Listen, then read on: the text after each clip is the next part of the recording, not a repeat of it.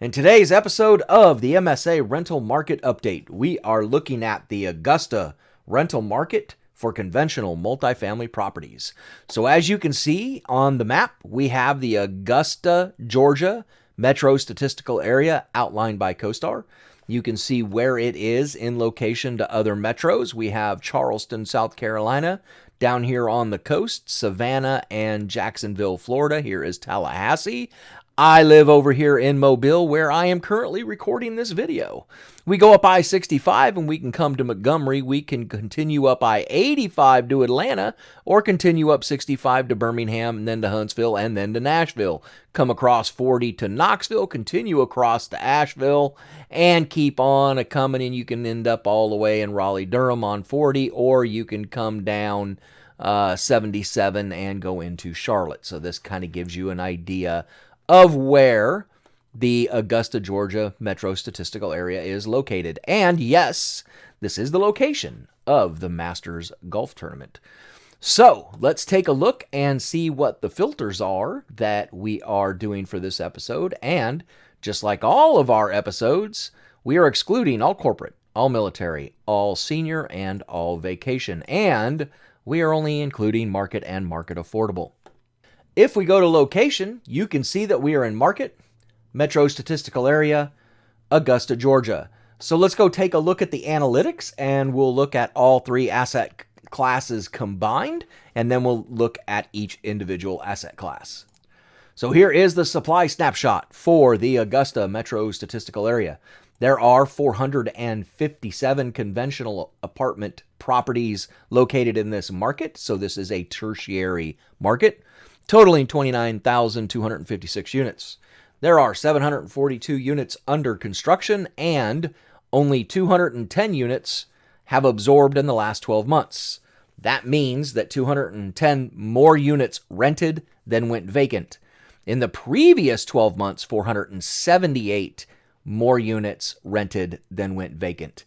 And we can see that discrepancy in the vacancy, where we went from 9.1 a year ago to 12.7 today.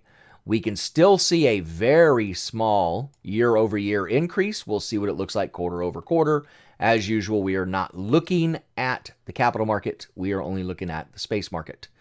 If I scroll down and take a look at the long-term occupancy average, we can see that the long-term occupancy average here is around 90%, but the market is sitting at 87.25%. So, unlike yesterday, we have a very deep discrepancy below the long-term occupancy average. So, when we get to the end of the video, we will pull up the market cycle chart and see where this market is going to be located. But with it being that far below the long-term occupancy average, we're probably going to be sitting somewhere down here. But before we make that decision, let's go take a look at the data and see what the data is telling us for all three asset classes. So here is the rent analytic data for the Augusta metro statistical area. We do not look at asking rent. We don't care what they are asking. We only care what they are receiving. First quarter of 2022, they were collecting $1,113 a month, went up to $1,131. Pretty much stabilized at $1,132, and then back down to $1,113 where it was in the first quarter. Very interesting. We have stopped looking at the January numbers or first quarter 2023 quarter to date because we have found a lot of discrepancies. So we will look at this at a later date. So right now we are just looking at the fourth quarter. Let's take a look and see what our deliveries and absorption tell us. We come over here, we can see that the deliveries, we delivered 288 in the first quarter and only absorbed 102. Remember, we like to see 80% absorption or better to keep a stabilized market. We are well below that, and we can see that the occupancy is ticking down. Then another 394 delivered and only 180 absorbed. Then another 330 delivered, only 2 absorbed, so slowing in that absorption, and then it goes negative. 530 deliver and another 54 go vacant. So not a good sign for the Augusta, Georgia market, kind of confirming we're probably going to end up down in that recessionary area. But before we make that decision, let's go take a look at each individual asset class, starting with Class A. Here is our Class A rent analytic data. There are 19 properties in the market totaling 4,757 units.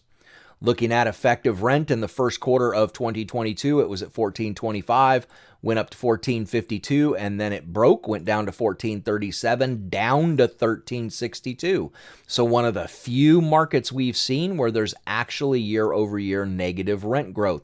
We've only seen this a couple of times. So we are now lower in rent than we were in the really all the way back to the third quarter of 2021. It's actually lower than it was there. So this market definitely is not liking these rents in the Class A space. Let's go see what deliveries and absorption tell us. So we can see that 288 delivered in the first quarter, only 71 absorbed. Another 160 deliver, 98 absorb. Then no deliveries and 140 absorbed. So we get a tick up in the occupancy. So that's interesting that we had that large of a decline with a tick up in occupancy. Kind of surprised to see that.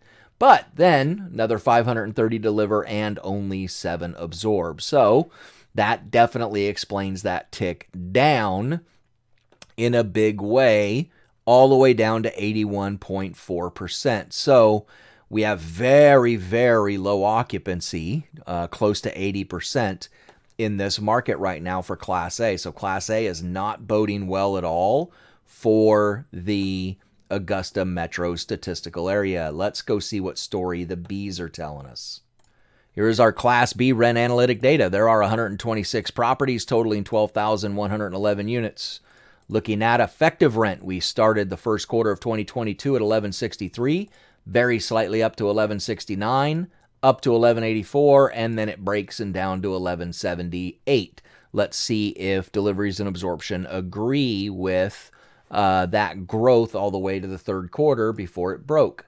So we had no deliveries in the first quarter, and we absorbed 18, so slight tick up in that occupancy.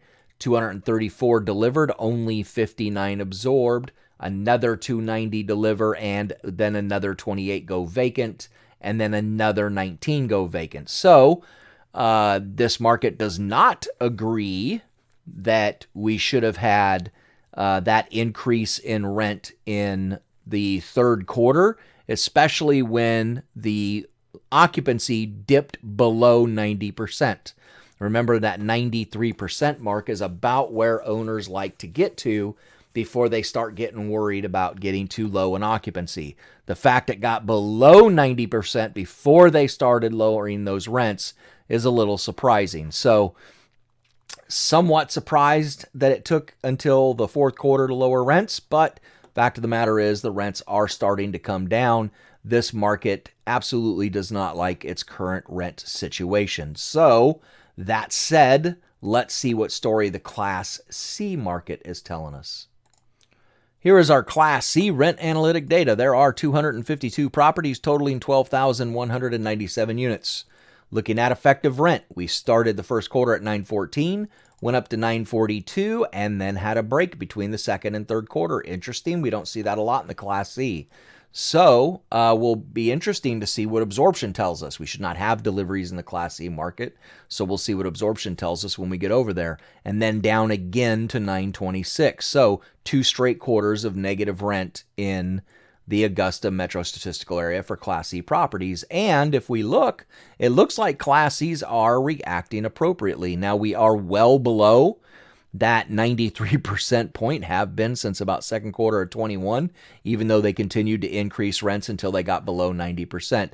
Actually, they waited all the way until they got below 88% or right around 88% before they started lowering those rents. But we've had 2 straight quarters and negative absorption at the same time. So very, very low occupancy in this market, even though we have that long-term occupancy average that sat around, I believe it was around 91 or 92%. So this market is not doing very well based on the data that we're seeing. let's go ahead and take a look and see how this market fares on the market cycle chart. Now, we know that long-term occupancy average, that our rents were, or that our vacancy was below that long-term occupancy average, around 3% below it. And we definitely have negative absorption occurring in all three asset classes. We have negative rents happening in all three asset classes. And we had year-over-year negative rent in the Class A's.